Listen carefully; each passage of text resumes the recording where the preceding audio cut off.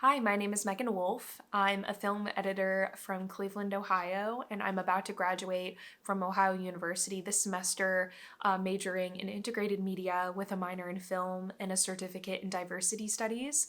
And while this career aspect of my life is beginning to take off, I've also really had to focus throughout my high school years and going into my college years, now going into my future, with neuromyelitis optica spectrum disorder. I was diagnosed at the age of 15, so an incredibly young age, and directly during a time where I was figuring out who I was and how different labels can be attached to certain people depending on certain aspects or events in their life.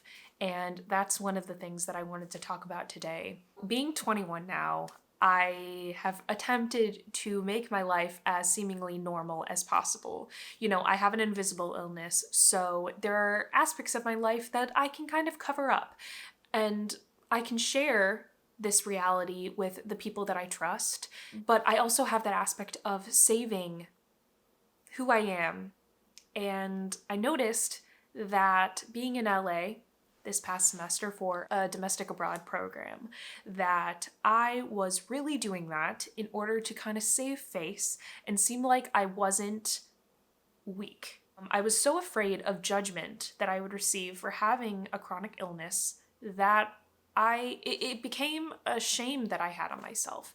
And that brought up an interesting conversation that I had almost with myself. Just wondering, why am I trying to seem normal? Because what is normal? Trying to fit in it with everybody else. And then it really made me start to think about my own experience. How there's some people that look at me and they say I'm so strong, I'm inspirational. And then there's other people that look at me and think I'm weak, I'm delicate. I need to be coddled because there's something wrong with me. And there's no middle ground where I'm just a human being. I'm just living my life. We didn't have a choice going into all of this medical stuff. We had to be strong and we had to just deal with it in order to survive. In a society that continues to say we are working towards representation, why is this still such an enormous problem where we cannot see ourselves as human beings and instead put labels on each person and kind of pick and choose who we want to associate with by how comfortable we feel?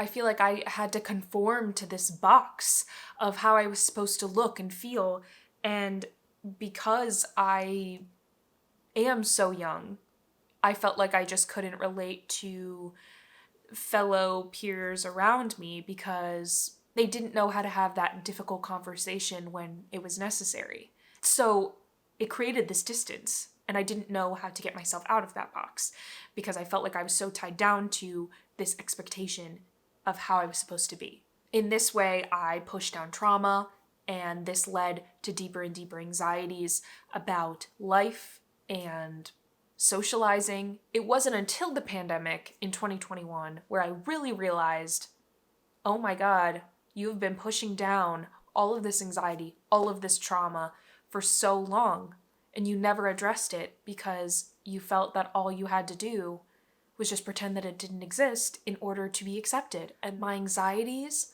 my experiences, they're all valid.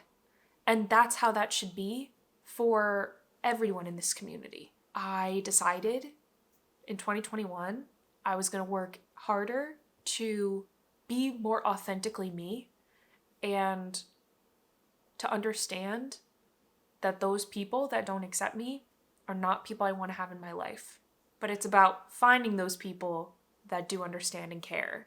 I realized by not letting that tie me down, by not letting my anxieties get the better of me, I was able to overcome some of those fears about those labels in order to find out what I want to do in my life, why I'm living my life, why I'm continuing to survive.